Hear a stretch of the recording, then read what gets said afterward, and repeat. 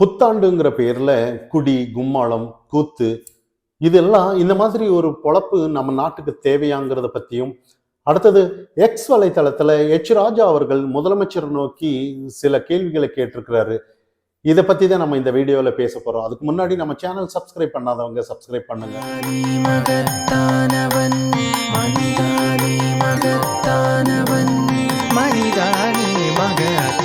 யார் அந்த சார் என்கின்ற கேள்விக்கு தான் இதுவரை உங்களுடைய திராவிட மாடல் அரசு பதிலளிக்கவில்லை. கீழ்கண்ட கேள்விகளுக்காவது நீங்கள் பதிலளியுங்கள்.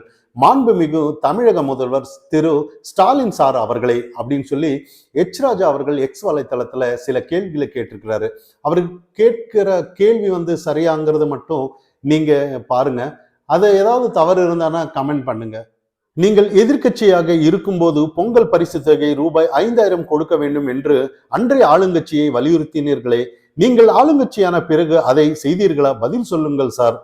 பெண்கள் மற்றும் குழந்தைகளுக்கு எதிரான குற்றங்களை விசாரிக்க தனி நீதிமன்றம் அமைப்போம் என்று சொன்னீர்களே, இதுவரை செய்தீர்களா? தமிழகத்தில் பெண்களுக்கு எதிரான பாலியல் வன்கொடுமைகள் நாளுக்கு நாள் அதிகரித்து வருகிறதே, அதிலும் பெரும்பாலான பாலியல் குற்றங்களில் ஈடுபடுபவர்கள் உங்களுடைய கட்சியினராகவே இருக்கிறார்களே, பெண்கள் மற்றும் குழந்தைகளுக்கு பாதுகாப்பு நீங்கள் என்ன நடவடிக்கை எடுக்க போகிறீர்கள்? பதில் சொல்லுங்கள் சார். மாதந்தோறும் மின் கணக்கீடு முறை கொண்டு வருவோம் என்று வாக்குறுதி அளித்தீர்களே, ஆட்சிக்கு வந்தவுடன் அதை நடைமுறைப்படுத்த நடவடிக்கை எடுத்தீர்களா? பதில் சொல்லுங்கள் சார். ஆட்சிக்கு வந்தவுடன் மின் கட்டணம், பால் விலை கட்டணம், பஸ் கட்டணம், பத்திரப்பதிவு கட்டணம், வீட்டு வரி கட்டணம், சொத்து வரி கட்டணம், குடிநீர் வரி கட்டணம் என அனைத்தையும் உயர்த்தினீர்களே, இது நியாயமா? பதில் சொல்லுங்கள் சார். நீங்கள் எதிர்க்கட்சியாக இருக்கும்போது திமுக ஆட்சிக்கு வந்தால் டாஸ்மாகை படிப்படியாக இழுத்து மூடுவோம் என்று வாக்குறுதி அளித்தீர்களே, ஆட்சிக்கு வந்த பிறகு இலக்கு நிர்ணயித்து டாஸ்மாகில் மது விற்பனை செய்தீர்களே, அது மட்டுமல்லாமல் செந்தில் பாலாஜி அத்துறைக்கு அமைச்சராக்கி பாட்டிலுக்கு 10 ரூபாய் கூடுதலாக்கி வசூலிக்க மறைமுகமாக அனுமதித்து அவர்கள் மீது நடவடிக்கை எடுக்காமல் அமைதி காத்தீர்களே, இது நியாயமா?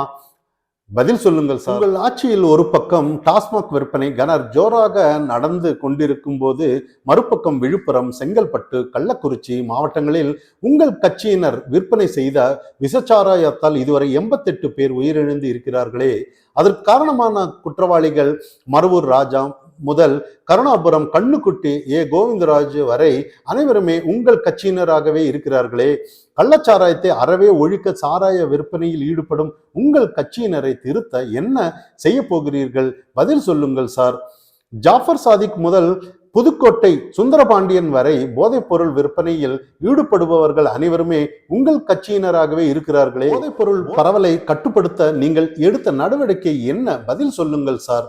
கச்சத்தீவை மீட்க நடவடிக்கை எடுப்போம் என தேர்தல் வாக்குறுதி அளித்தீர்களே, இந்திரா காந்தி அம்மையார் கச்சத்தீவை இலங்கைக்கு தாரை வார்த்த போது தமிழக சட்டமன்றத்தில் கச்சத்தீவு, கொச்சத்தீவு, மிச்சத்தீவு என எதுகை மோனியாக வசனம் பேசி ஒப்புதல் தந்த அந்த தலைவர் யார்? பதில் சொல்லுங்கள் சார்.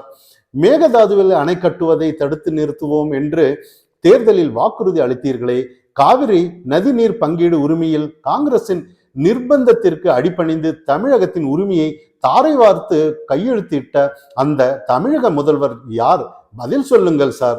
திமுக ஆட்சி வந்தவுடன் முதல் கையெழுத்து நீட் விலக்கு என்றீர்களே, செந்தில் பாலாஜிக்கு ஜாமீன் பெற உச்ச நீதிமன்றம் வரை சென்ற திமுக வழக்கறிஞர்கள் நீட் தேர்வுக்கு விலக்கு பெற ஒருமுறை கூட உச்ச நீதிமன்றம் செல்லாதது ஏன்?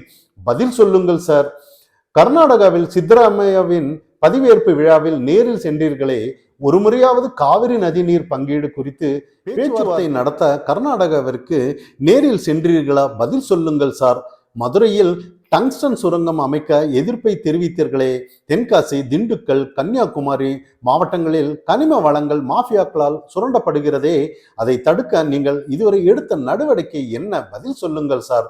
திராவிட மாடல் ஆட்சியால் தான் தமிழகம் முன்னேறி இருக்கிறது என்று மேடைகள் தோறும் முழங்கி வருகிறீர்களே, அது உண்மையானால் தமிழகம் ரூபாய் 8.33 லட்ச கோடிக்கு கடன்கார மாநிலமாக திவால் நிலைக்கு இருக்கிறதே, இதற்கு காரணம் யார்? பதில் சொல்லுங்கள் சார். வளர்ச்சி திட்டங்களை நிறைவேற்ற முதலீடுகள் செய்வதற்காக கடன் வாங்குவதில் தவறில்லை, ஆனால் ஒரு பழைய கடனை அடைக்க ஒரு புதிய கடனை வாங்குவதை வழக்கமாகவும் வாடிக்கையாகவும் செய்து வருகிறதே, உங்கள் அரசு அதற்கு பெயர்தான் திராவிட மாடலா?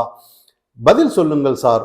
நீங்கள் தமிழக முதல்வராக பொறுப்பேற்ற போது பொருளாதார ஆலோசனை குழு ஒன்றை நியமித்தீர்களே, அந்த குழு நீங்கள் கடன் மேல் கடன் வாங்கி தமிழர்கள் அனைவரையும் கடன்காரர் ஆக்க கடன் வாங்குவது எப்படி என ஆலோசனை வழங்கத்தானா? பதில் சொல்லுங்கள் சார். நீங்கள் ஆட்சிக்கு வந்த பிறகு தமிழகம் ரூபாய் 8.33 லட்சம் கோடிக்கு கடன்காரர் மாநிலமாகவும் தமிழகத்தின் ஒவ்வொரு குடும்பமும் 3.25 லட்சம் ரூபாய் கடன் செலுத்த வேண்டிய நிலையிலும் இருக்கும்போது திமுகவை சேர்ந்த அமைச்சர்களும் சட்டமன்ற உறுப்பினர்களும் நாடாளுமன்ற உறுப்பினர்களும் பொருளாதாரத்தில் தன்னிறைவு பெற்றதாக இருக்கிறார்களே, அது மட்டும் எப்படி சாத்தியம்? பதில் சொல்லுங்கள் சார். உங்களுடைய திராவிட மாடல் ஆட்சியில் நாள்தோறும் படுகொலைகளும் ஊர்தோறும் போதைப்பொருள் பரவலாக இடைவிடாது நடக்கிறதே, அதை தடுக்க நீங்கள் உங்களுடைய இரும்பு கரம் செயலிழந்து இருக்கிறதே, அதை எப்போது சரி செய்து தமிழகத்தில் சட்ட ஒழுங்கை சீர் செய்ய போகிறீர்கள்? பதில் சொல்லுங்கள் சார். சில வருத்தமான விஷயங்கள் நம்ம பேச வேண்டியதா இருக்கு. அதாவது புத்தாண்டுங்கிற பேர்ல பல நிகழ்ச்சிகள், பார்ட்டிகள், கலாச்சார அழிவுன்னு சொல்லலாம், சீரழிவுன்னு சொல்லலாம். அதாவது சில நேத்து ஒரு சின்ன இந்த விஷயம்லாம் நம்ம பேச வேணாம்னு பார்க்குறோம், இருந்தாலும் பேசிதான் ஆகணுன்ற மாதிரி ஒரு சில கட்டங்கள் வருது.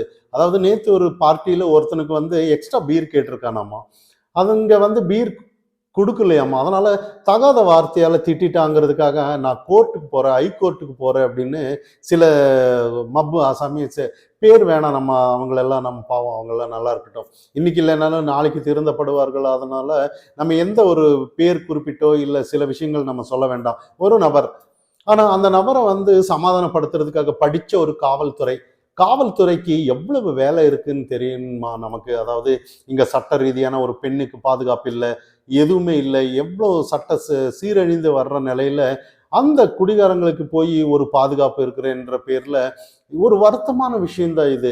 போலீஸ் அதிகாரின்னு ஒரு கம்பீரம் வேணாமான்ற மாதிரி தான். இங்க குடிச்சிட்டு கும்மாளம் போடுற இடத்துக்கு ஒரு பாதுகாப்பா போறதுங்கிறது எவ்வளவு வருத்தமான விஷயம் தெரியுமா?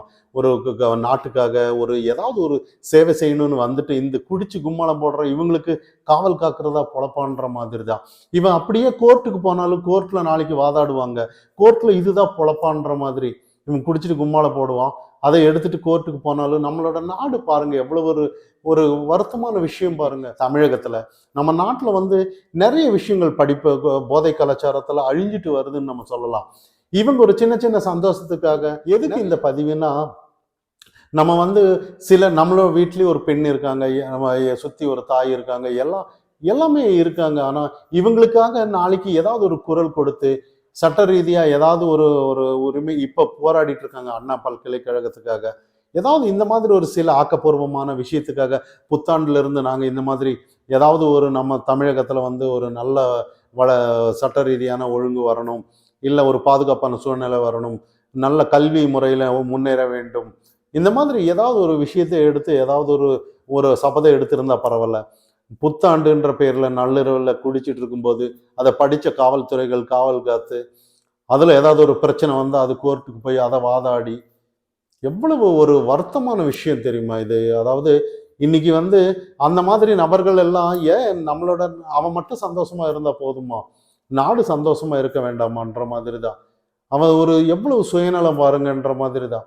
இப்போ இன்னைக்கு ஒவ்வொருத்தரோட குரலும் இந்த சமுதாயத்தை சார்ந்து இல்லை, ஒரு தனி மனிதன் ஒரு சபதம் எடுத்துக்கலாம். அதாவது நான் இந்த சமுதாயத்துக்கு என்னால ஏதாவது ஒரு உதவி செய்ய முடியுமா, இல்லை என்னால என்ன ஒரு மற்றவங்களுக்கு ஒரு உதவி என்னால முடிஞ்ச அளவுக்கு கொடுக்க முடியுமா, எப்படி அதுக்காக நான் எப்படி ப்ரிப்பேர் பண்ணணும், ஏதாவது படிச்சு ஏதாவது ஒரு நல்ல ஒரு நிலைக்கு மக்களுக்கு ஏதாவது ஒரு செய்யலாம். இந்த மாதிரி நிறைய விஷயங்கள் தேர்ந்தெடுக்கலாம். இதை விட்டுட்டு இன்னைக்கு பார்ட்டி கலாச்சாரங்கிற பேர்ல இன்னைக்கு ரொம்ப கூச்சமா இருக்குன்னு நம்ம சொல்லலாம். நாடு எங்க போயிட்டு இருக்குன்ற மாதிரி தான் நம்ம இன்னைக்கு பேசப்படணும். இதெல்லாம் என்னைக்கு மாறும்? என்னைக்கு இந்த இந்த போதை கலாச்சாரம் இந்த மாதிரி பார்ட்டின்னு சொல்லிட்டு கும்மாளம் போட்டுட்டு கலாச்சாரத்தை அழிச்சு இவங்க எல்லாம் என்னத்தை சாதிக்க போறாங்க? இவங்க எல்லாம் நாட்டுக்கு தேவையான்ற மாதிரி தான் இன்னைக்கு கேள்வி.